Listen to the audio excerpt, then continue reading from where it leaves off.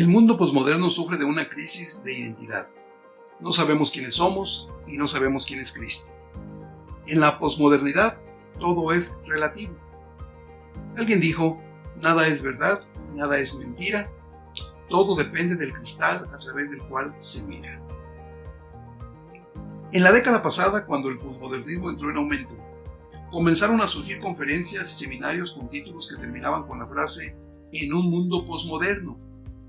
Los pastores y los demás líderes que estaban a la vanguardia eran los asistentes cautivos en este tipo de eventos. La expresión mundo posmoderno se convirtió en la palabra elegante en los discursos y sermones de los predicadores y pastores. Lo novedoso y a veces escandaloso fue también etiquetado como posmoderno. El discipulado a esta nueva cultura se hizo necesario, pero ¿cómo discipular a un mundo posmoderno si cada quien interpretaba el concepto posmoderno de acuerdo a sus propias ideas? Ideas que, por cierto, son cambiantes en relación a las circunstancias que se van viviendo. Hoy tendríamos que comenzar por admitir que nuestras ideas tienen vida limitada y que no son la última palabra en cuanto a la forma de interpretar el posmodernismo. Algunos adoptan la filosofía posmoderna, otros la rechazan y queda un grupo pequeño, conservador, que se pone en medio de las dos posturas. Lo sorprendente es que, independientemente de la postura inicial de los tres grupos, conforme las circunstancias se vayan presentando, van cambiando de posición y de forma de pensar, lo que hace más complicado aún discipular a las personas dentro del mundo posmoderno. Y es que el posmodernismo llegó a ser para algunos una especie de religión popular, pero que se puede adecuar a tu forma de pensar. Algunos razonan así. Me parece que la mayoría de las religiones son interesantes, y he estado en todo tipo de denominación, católica, cristiana, judía, budista. He tomado un poco de aquí y un poco de allá y le he dado mi propia forma. Esta reveladora declaración personal de alguien es ejemplo de una espiritualidad compuesta tan popular en esta cultura posmoderna. Parece que en el posmodernismo, la persona que no está abierta a nada viene a ser su propio enemigo. Por consiguiente, ser posmoderno tiene mucho que ver no con no creer en nada, sino con creer en todo. Por eso quienes participan en esta cosmovisión se sienten apasionadamente comprometidos con lo que ellos creen y defienden su postura con mayor decisión y con mayor pasión que algunos cristianos. El mundo posmoderno sufre de una crisis de identidad, como dije al principio. No sabemos quiénes somos y no sabemos quién es Cristo. En la posmodernidad todo es relativo. De nuevo, recuerdo esa frase. Alguien dijo, nada es verdad, nada es mentira. Todo depende del cristal a través del cual se mira. Y cuando todo se relativiza en la sociedad, perdemos el sentido de nuestra responsabilidad sobre el otro.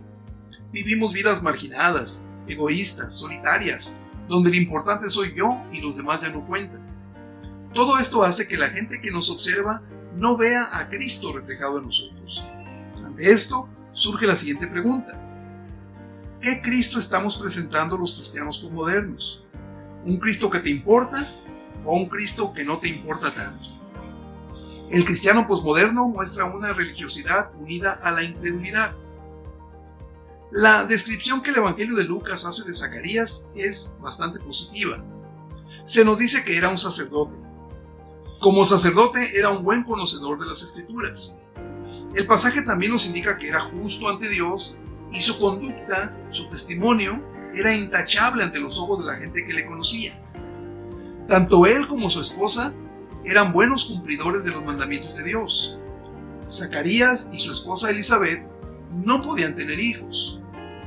No poder tener hijos en la cultura mediterránea se consideraba como una desgracia, una falta de bendición de parte de Dios y un despropósito en la vida de una familia. Muchos años atrás, Ana lloraba en el templo delante del sacerdote Elí porque no podía tener hijos. Su llanto era abundante y pronunciaba palabras que no se podían entender, y el sacerdote Elí pensó que estaba ebrio. Su angustia era grande por no poder tener hijos. Muy probablemente Zacarías oraba al Señor con la misma intensidad de Ana pidiendo por un hijo. Como buen conocedor de las Escrituras, Zacarías sabía que había precedentes de la intervención sobrenatural del Señor en la historia de su pueblo. Sara y Ana podían ser buenas ilustraciones. Y en este contexto se aparece el ángel del Señor y le anuncia a Zacarías el nacimiento de su hijo como respuesta a su oración persistente.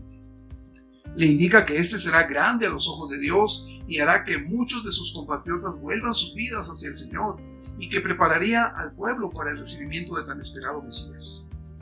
Lo puede leer en el capítulo 1 del Evangelio lucano. Esta sí era una gran noticia. Era en realidad un milagro. La oración de Elizabeth y de Zacarías había sido escuchada.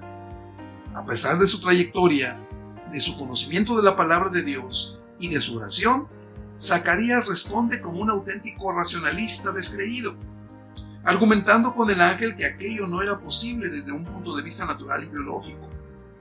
Él era demasiado viejo y su mujer también. Era imposible tener hijos. El ángel responde que aquello era una manifestación de incredulidad. El sacerdote está dudando. Zacarías no fue capaz de creer cuando obtuvo la respuesta de aquello por lo cual había estado orando y pidiendo durante tanto tiempo. El enviado de Dios le acusó de no entender el carácter sobrenatural de Dios, de no entender la capacidad de Dios para obrar más allá de las leyes de la naturaleza. Así es el hombre posmoderno, religioso, pero incrédulo. La posmodernidad es espiritual, pero no es creyente, y en algunos casos ni siquiera religiosa. En este tiempo, la gente está abierta al mundo de la espiritualidad en cualquiera de sus formas, pero huye de la religión formal que le representa compromiso. Muchos cristianos viven una fe racionalista, ritual y totalmente cerrada a la intervención sobrenatural de Dios. Simplemente no le creen a Dios. Sí, estos creyentes aparentemente creen en Dios, reconocen sus atributos, afirman su soberanía sobre el universo, su poder para cambiar y transformar todas las cosas, y oran pidiendo que Él intervenga en forma sobrenatural. Sin embargo, en el fondo de su corazón, no creen que todo eso sea posible. Por tanto, no lo esperan, y si llegara a suceder, no lo reconocerían como de Dios. Así es el cristiano posmoderno. Las oraciones de estos creyentes son fuertes, pero carentes de poder y de esperanza, y sobre todo, carecen de identidad y de compromiso. Zacarías nos desafía a tener una fe que cree, que confía, que espera lo sobrenatural, sí, y lo imposible de parte de Dios. Pero sobre todo, somos desafiados con esta historia a saber reconocer, sin dudar, que el Dios de lo sobrenatural, el Todopoderoso, está cercano y responde a nuestras oraciones. Gracias por escucharme y Dios bendiga tu vida. Amén.